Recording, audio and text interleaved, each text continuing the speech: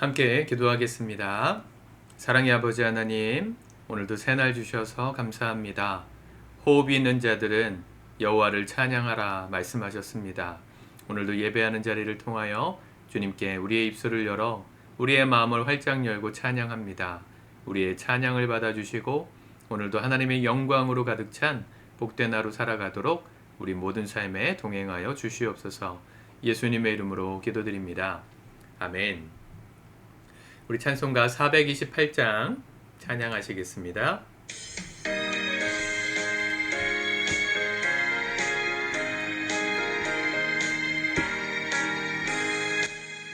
내 영혼에 햇빛 비치니 주 영광 찬란해. 이 세상 어떤 빛보다 이 빛 더 빛나네. 주의 영광 빛난 광채 내게 비춰주시옵소서.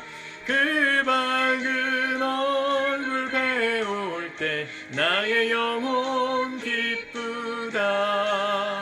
내 영혼에 노래 있으리 주 찬양합니다. 주 귀를 기울이시사 다 듣고 계시네. 주의 영광 빛난 광채 내게 비춰주시옵소서. 그 밝은 얼굴 배울 때 나의 영혼 기쁘다.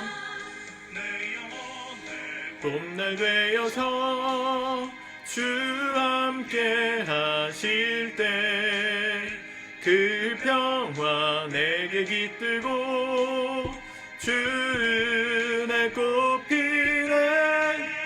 주의 영광 빛난 광채 내게 비춰주시옵소서.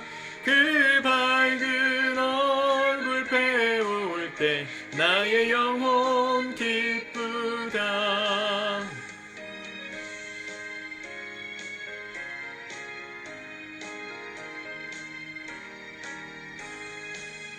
내 영혼에 희락이 있고 큰 소망 넘치네.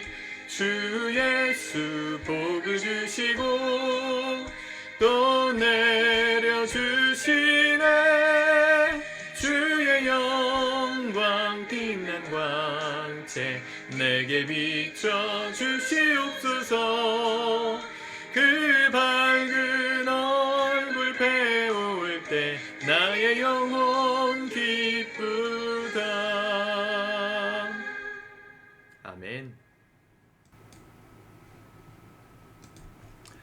오늘 하나님 말씀 시편 126편과 127편 말씀입니다. 같이 읽고 묵상하도록 하겠습니다. 126편. 여호와께서 시온의 포로를 돌려보내실 때에 우리는 꿈꾸는 것 같았도다. 그때 우리 입에는 웃음이 가득하고 우리 혀에는 찬양이 찼었도다. 그때에 문 나라 가운데에서 말하기를 여호와께서 그들을 위하여 큰 일을 행하셨다 하였도다. 여호와께서 우리를 위하여 큰 일을 행하셨으니 우리는 기쁘도다. 여호와여, 우리의 포로를 남방 시내들같이 돌려보내소서. 눈물을 흘리며 씨를 뿌리는 자는 기쁨으로 거두리로다. 울며 씨를 뿌리러 나가는 자는 반드시 기쁨으로 그 곡식단을 가지고 돌아오리로다. 127편. 여호와께서 집을 세우지 아니하시면 세우는 자의 수고가 헛되며 여호와께서 성을 지키지 아니하시면 파수꾼의 깨어있음이 헛되도다. 너희가 일찍 일어나고 늦게 누우며 수고의 떡을 먹음이 헛되도다. 그러므로 여호와께서 그의 사랑하시는 자에게는 잠을 주시는도다. 보라, 자식들은 여호와의 기업이요 해의 열매는 그의 상급이로다. 젊은 자의 자식은 장사의 수중의 화살 같으니 이것이 그의 화살통에 가득한 자는 복되도다. 그들이 성문에서 그들의 원수와談판할 때에 수치를 당하지 아니하리로다. 아멘. 오늘 126편 시편 말씀의 주제는 6절이죠. 5절과 6절. 눈물을 흘리며 씨를 뿌리는 자는 기쁨으로 거두리로다. 제가 참 좋아하는 말씀이고 많은 분들이 위로를 받는 말씀입니다. 일전에도 몇 번 새벽 말씀 묵상을 통해서 이 126편의 말씀을 설명해 드렸는데 간단히만 설명을 드리면 이스라엘 백성이 70년간의 포로 생활을 마치고 돌아온 뒤에 쓰여진 시입니다. 1절 여호와께서 시온의 포로를 돌려보내실 때에 우리는 꿈꾸는 것 같았도다. 이 영원한 식민지의 삶이 끝나지 않을 거라 생각했는데 하나님의 때가 되니까 하나님이 고레스 칙령을 통해서 이스라엘 사람들을 돌아오게 하시죠. 그 포로들이 돌아오는 그 모습이 마치 4절에 나오는 남방 시내들 같아 보였습니다. 이 이스라엘에는 건조한 사막 기후니까 이 와디라는 곳이 있어요. 평소에는 비가 내리지 않아서 물이 없지만 물이 흘러간 강줄기의 흔적은 남아 있습니다. 그런데 우기가 돼서 갑자기 폭우가 쏟아지면 그 말라붙었던 강줄기의 그 물길을 따라서 차고 넘치는 물들이 흘러갑니다. 그게 와디 지역의 특징인데 마치 과거에 지나갔던 하나님의 은혜들이 끝났다고 생각했는데 다시 하나님의 은혜의 단비가 내려서 그 땅에 충만한 생수의 강이 흘러가는 모습, 그게 포로들이 돌아올 때의 모습 같아 보였다는 겁니다. 광야를 지나서 예루살렘으로 돌아왔으니까 그렇게 보일만 합니다. 지형적으로. 그때의 일을 추억하면서 하나님을 찬양하고 기뻤던 일들을 기대합니다. 왜 그럴까요? 사실은 현실은 기대할 게 없었기 때문입니다. 나라가 복권되고 돌아와서 성전을 다시 지을 수 있는 환경은 열렸지만 그들 앞에 놓여져 있었던 현실은 황폐함 그 자체였습니다. 다 무너진 성전, 자신들의 집도 또 성전도 남아있지 않는 상황, 얼마나 막막했을까. 그 막막함 한가운데서 시인은 노래합니다. 5절 눈물을 흘리며 씨를 뿌리는 자는 기쁨으로 거두리로다. 울며 씨를 뿌리러 나가는 자는 반드시 기쁨으로 그 곡식단을 가지고 돌아오리로다. 새 일을 행하시는 하나님, 우리에게 새로운 시작을 주신 하나님, 당장은 막막해 보이지만 여기까지도 인도하신 게 그 은혜라면 앞으로도 하나님이 이 막막함을 이기시고 반드시 거두게 하실 날이 있겠구나 기대하는 마음으로 노래하는 거죠. 우리 인생도 그렇습니다.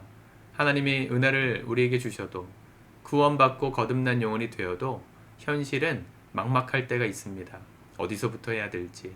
과거에 은혜를 주셨던 시간들이 있는데 현실은 다시 다 무너진 것 같은 상황. 그래도 포기하지 않고 오늘 예배의 제단을 쌓고 또 믿음의 제단을 쌓고 우리의 삶의 현장에서 성실의 제단을 쌓아 최선을 다할 때 언젠가는 거두게 하시고 열매 맺게 하시는 하나님의 은혜가 부어질 것입니다. 여러분들의 그 모든 것이 헛되지 않음을 기억하셨으면 좋겠습니다. 오늘도 믿음으로 심고 가족을 위해 기도하시고 눈물로 자녀를 위해서 기도하시고 또 여러분들의 사업과 일들을 위하여 기도하시되 하나님의 좋은 열매를 주실 그 날을 포기하지 말고 성실함으로 심으시고 기도하실 수 있기를 바라요. 그런데 127편 말씀까지 읽으면 그러한 우리의 어떤 기대가 허무주의나 세속주의에 빠지면 안 됨을 경고합니다. 1절 여호와께서 집을 세우지 아니하시면 세우는 자의 수고가 헛되며 여호와께서 성을 지키지 아니하시면 파수꾼의 깨어 있음이 헛되도다. 우리가 아무리 눈물로 씨앗을 심고 최선을 다해서 내 삶의 현장에서 성과를 내려고 해도 하나님의 은혜가 있어야 가능하다는 것입니다. 농부가 열심히 메마른 땅에다가 씨앗을 심어도요, 하늘이 비를 내리지 않으면 그러면 그 모든 씨앗이 말라 죽는 거잖아요. 여러분, 은혜가 늘 있어야 합니다. 그래서 우리는 기도하는 겁니다. 나의 열심으로 내 삶의 모든 걸 이룰 수가 없어요. 나의 계획은 이렇게 하면 뭔가 될 것 같다는 생각이 들지만 하나님의 은혜가 있어야, 그 은혜의 단비가 우리의 삶에 부어져야 세우는 자의 수고가 헛되지 않은 것입니다. 여기 헛되다라는 단어와는 다르지만 전도서 말씀에 나오는 헛되다라는 단어를 여러분 기억하셨으면 좋겠습니다. 전도서의 말씀이 헛되니 모든 것이 헛되다. 이 헛되다란 말로 시작하는 게 전도서의 교훈이잖아요. 헛되다는 말은 뭐 공허하다, 비어있다, 무의미하다 이런 뜻이 아닙니다. 헤벨이라는 단어로 쓰여져 있는데 오늘 여기는 샤브라는 단어로 쓰여 다른 단어긴 하지만 우리가 기억해야 되는 헛됨이 두 가지예요. 헤벨, 전도서에 나오는 헤벨의 헛되다는 의미는 뭐냐면 무의미하다, 무가치하다, 그게 아닙니다. 오히려 그런 뜻은 여기 127편에 나오는 수고가 헛되다, 무의미하다 이런 의미를 쓴 샤브에 가깝고요. 헤벨이라는 헛되다도 기억하셔야 합니다. 하나님의 은혜를 주셔서 우리의 삶에 열매를 나게 하실 건데 그 모든 것을 누리는 것도 헛되다. 전도서는 그렇게 말하거든요. 하나님이 우리에게 풍성한 열매를 거두게 하시고 기쁨으로 단을 거두게 하실 겁니다. 그 은혜를 기대하세요. 그러나 그 모든 수고가 하나님의 은혜가 없으면 무의미한 헛된 것인데 하나님의 은혜를 우리의 삶에 주신 모든 것들도 헛될 수 있어요. 이 말의 의미가 좀 달라요. 전도서에서 말하는 헛되다는 헤벨이라는 단어의 의미는 붙잡을 수 없다라는 뜻입니다. 내가 영원히 가질 수 없는 것들이라는 겁니다. 울며 씨를 뿌려서 거두게 된 모든 축복의 단들이 기쁨이 되지만 그게 영원한 게 아니라는 걸 기억하라는 거예요. 붙들고 갈 수 없어요. 이 땅에서 돈을 아무리 많이 벌어도 열심히 운동해서 몸을 아무리 예쁘게 만들어도 영원히 가져갈 수 없잖아요. 그래서 헛되다는 겁니다. 주님이 주신 것들은 그럼 우리 어떻게 대우해야 될까? 최선을 다해서 우리가 얻게 하신, 거두게 하신 기쁨의 단들을 어떻게 우리는 대우하며 살아야 될까요? 주신 것에 감사하며 누리게 하시는 동안 만족하고 주님께서 거두어 가실 때 기쁨으로 내어드릴 수 있을 만큼 연연하지 말아야 합니다. 마치 놀이동산이 자유이용권 같다 생각하시면 좋겠습니다. 우리가 돈을 얼마를 지불하고 자유이용권을 사면 하루 동안 거기에 모든 것을 다 이용할 수 있죠. 그런데 하루 동안 내가 다 이용할 수 있는 게 영원합니까? 유통기한이 있잖아요. 하나님 우리의 삶에 주시는 기쁨의 단들이 눈물로 심어서 거두게 하시는 열매가 마치 그와 같아요. 잠깐 주어진 시간 동안 누리고 감사함으로 기쁘게 누리고요. 주님 부르시는 날 미련 없이 놓고 가실 준비를 하셔야 합니다. 그래야 헛된 인생이 되지 않아요. 붙잡을 수 없는 걸 영원히 붙잡으려고 하는 그 마음이 사실은 우리를 더 비참하게 만드는 것이죠. 우리에게 건강이 있을 때 감사하시고요. 재정적인 여유가 좀 있을 때 감사하십시오. 그러나 그거 붙잡을 수 없는 게 떠나갔다 하더라도 하나님이 허용하신 거라면 연연하지 마세요. 주님 나라에서 누릴 더 좋은 복을 기대하면서 오늘 내게 거두어 가신 것들에 연연하지 않고 감사할 수 있는 그런 믿음의 사람이 되어야 인생이 뭐가 좀 잘 돼도 감사하고요. 안 돼도 감사한 것입니다. 이 신앙의 진리를 우리가 붙들고 오늘 하루 최선을 다해 삽시다. 울며 씨를 뿌리는 그 모든 현장에 하나님이 풍성한 기쁨의 단을 거두게 하실 겁니다.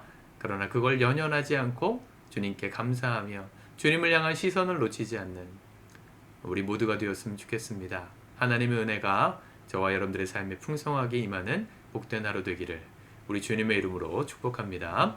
기도하겠습니다. 주님 감사합니다. 우리 인생 하나님 앞에 기쁨의 단이 거두어지는 복된 인생 되도록 축복하여 주옵소서.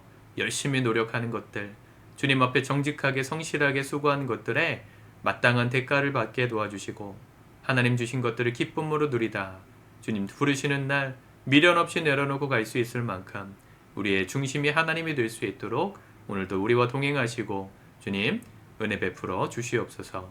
예수님의 이름으로 기도드립니다. 아멘.